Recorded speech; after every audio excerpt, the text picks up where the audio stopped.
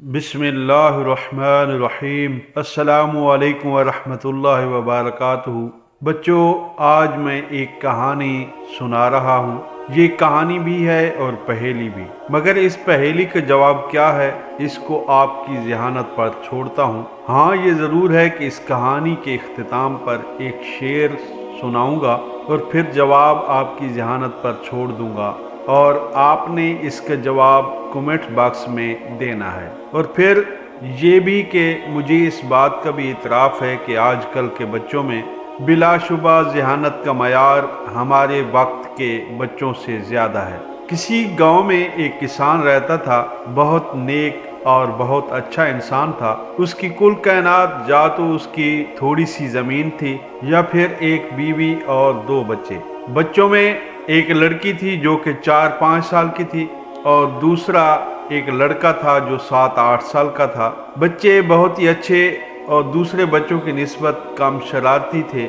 जहाँ उसकी थोड़ी सी ज़मीन थी, इसी के करीब एक सड़क थी, और सड़क के दूसरी जानिब एक जादूगर रहता था। किसान और जादूगर की आपस में बहुत गहरी दोस्ती थी, लेकिन न जाने किस बात पर दोनों की दोस्तियां दुश्मनी में बदल गई। जादूगर ने किसान से कहा कि अब ना वो इसके घर आएगा और ना ही अपने घर किसी के आने जाने को पसंद करेगा। और हाँ, याद रखो, अगर सड़क के इस पार इसका कोई बच्चा आएगा तो वो उसे सख्त सजा देगा। किसान ने ये बात अपनी बीवी को बता दी और बच्चों को अच्छी तरह समझा दिया कि वो कभी सड़क के उस पार न जाएं, क्योंकि जादूगर उनका दुश्मन हो गया है और जादूगर का क्या भरोसा कि वो क्या कर गुजरे। बच्चे वालिदैन की बात को अच्छी तरह समझ गए और उस तरफ न जाने का अहद कर लिया। लेकिन हुआ यूं कि एक शाम तितलियों का पीछा करते हुए किसान की बच्ची सड़क के उस पार जा निकली।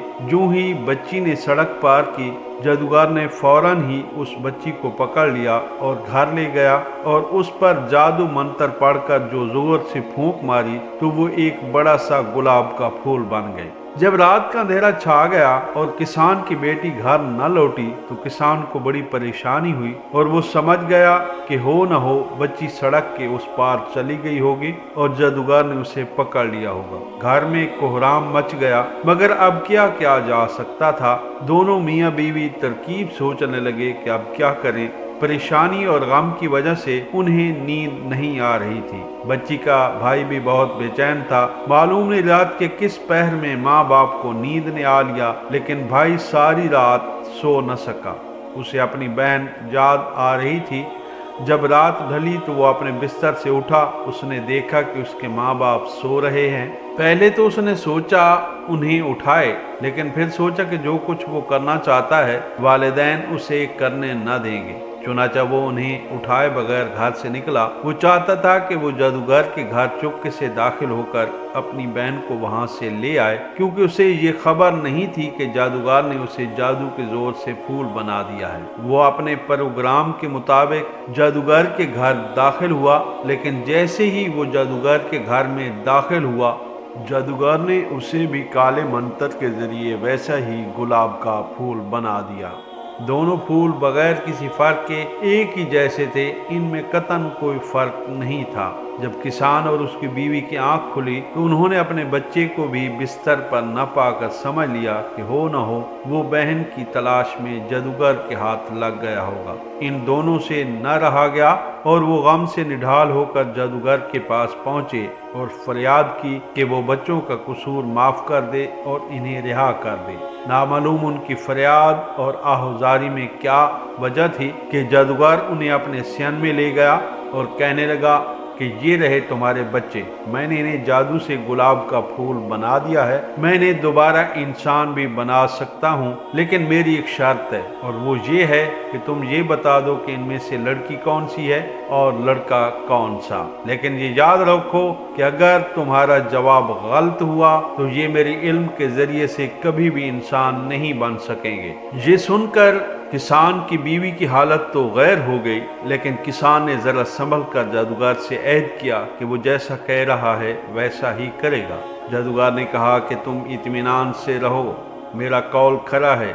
जैसे ही उसने कौल निभाने का वादा किया, किसान ने एक फूल की तरफ इशारा करके कहा ये लड़की है, और दूसरे फूल की जानिब इशारा करके कहा ये लड़का है। माँ का कलेजा खौफ के मारे मुंह को आने लगा कि न जाने ये दुरुस्त भी है कि नहीं। अलबत्ता जादूगर की आंखें हैरत से फटी की फटी रह गईं, मगर चूंकि वो कौल दे चुका था इसलिए उसने उन्हें इंसानी शक्ल में तब्दील कर दिया। इस तरह दोनों मियाँ बीवी खुशी खुशी अपने बच्चों को घर ले आए। बच्चों, अब बूझना ये है कि आखिर किसान ने इस कदर एतिमाद के साथ ये कैसे कहा कि फलां फूल लड़की और फलां फूल लड़का है, जबकि सवाल जिंदगी और मौत का था, और वो भी अपनी सगी औलाद की। है ना बड़ी हैरत की बात। हम इसका जवाब तो नहीं बताते क्योंकि हमें आपकी ज़हानत पर बड़ा एतमाद है। अलबत्ता एक शेर सुना रहे हैं और इस शेर में इसका जवाब भी है।